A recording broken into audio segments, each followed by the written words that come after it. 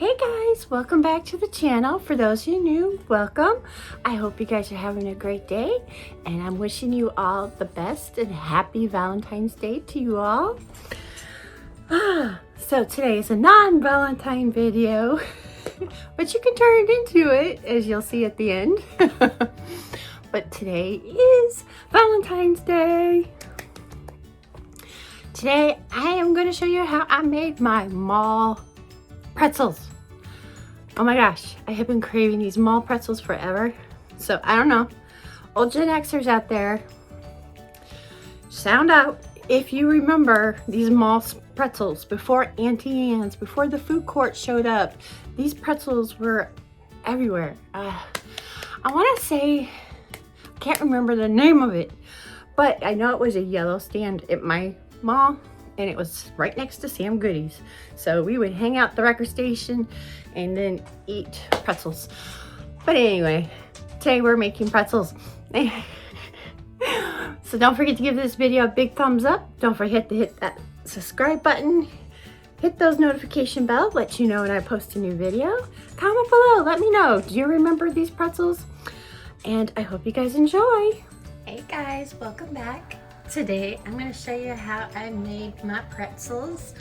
The ingredients are whole milk, water of course, some yeast, some brown sugar, some butter, salt, baking powder, and flour, warm water, and baking soda.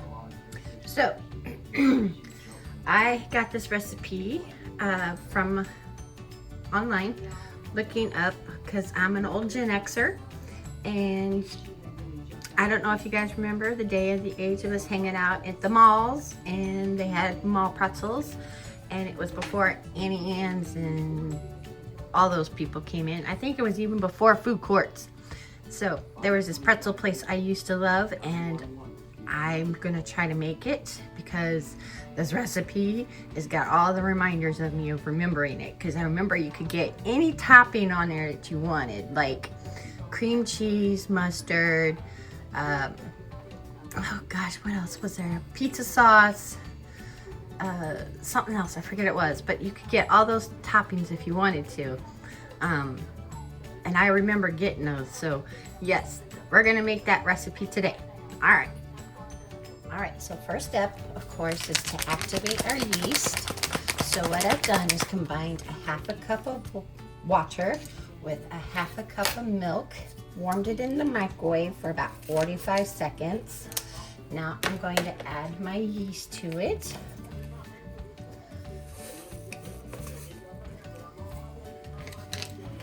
And then oh goodness gracious.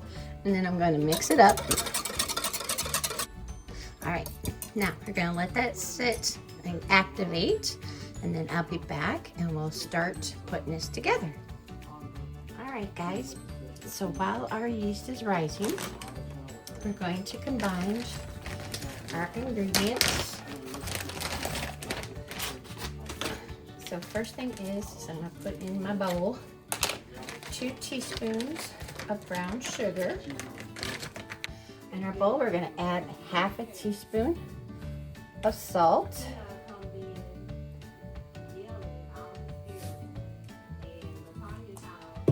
a half a teaspoon of baking powder, and in our bowl we're going to add 2 cups of flour. Okay, now using either your KitchenAid or your hand mixer, which I have a hand mixer. Using your stand mixer or your hand mixer, mix your dry ingredients.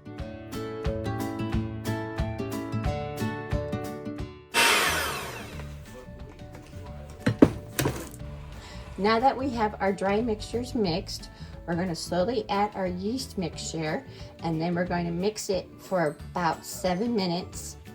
The dough should come off the sides of the bowl, but if it doesn't, add a couple of tablespoons of flour.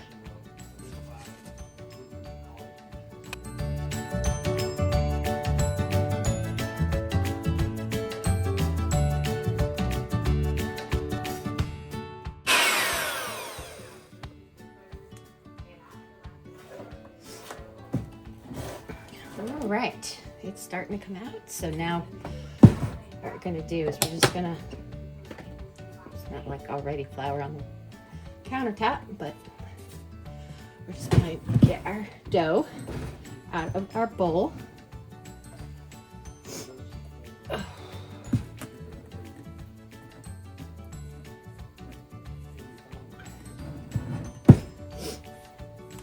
And we're just going to knead it. Okay, now once you have your dough kneaded, you're gonna get a clean bowl, lightly spray it with some cooking spray. Take our dough, set it in, get it kind of greasy on the top, and we're gonna cover it with saran wrap and let it rise for about an hour, 2 hours, depending on how warm it is. It's still kind of cold here, so we're gonna give it some time. All right, guys, so our dough has doubled in size. Now, while we get ready for that, you want to set a pot with about 10 cups of water and 2/3 cup of baking soda.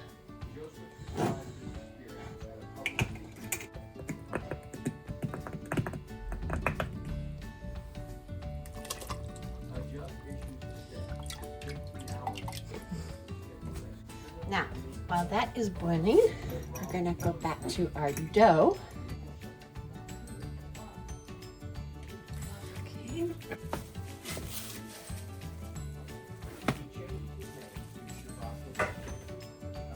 All right, so we dump out our dough onto our surface. And now we're going to shape it. And to do that, we're going to first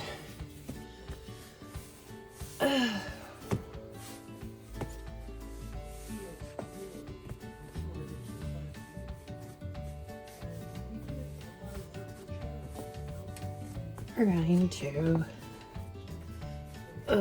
try to make a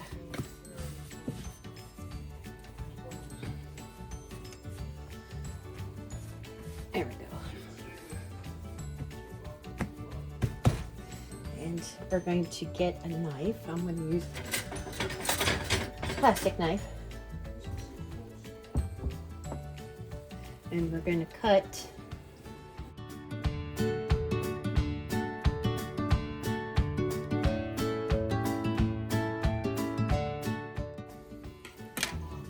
three, 6, 7, 8. So I got 8. Okay. It's basically roll it.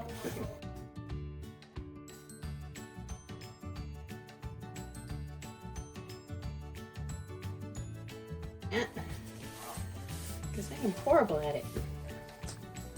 All right, so again, we start with you. You cross.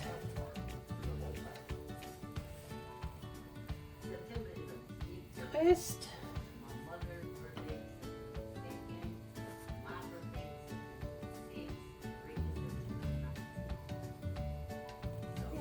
I can't do this, it's upside down.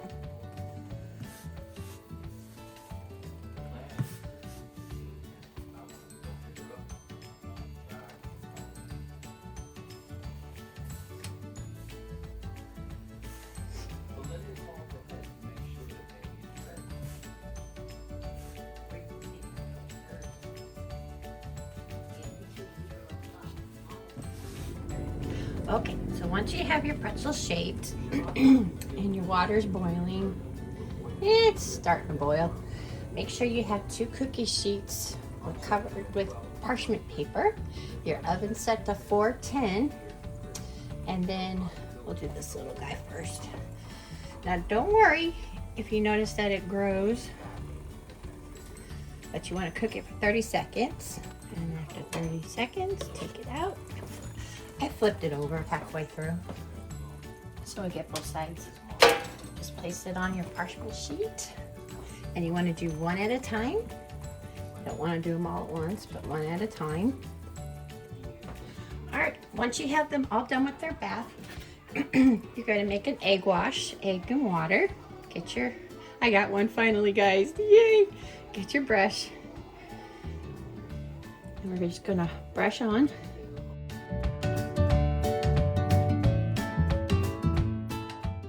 And then once you have the butter on, I'm just using some leftover salt from, I can't remember, Super Pretzels or something like that. I'm just using some leftovers.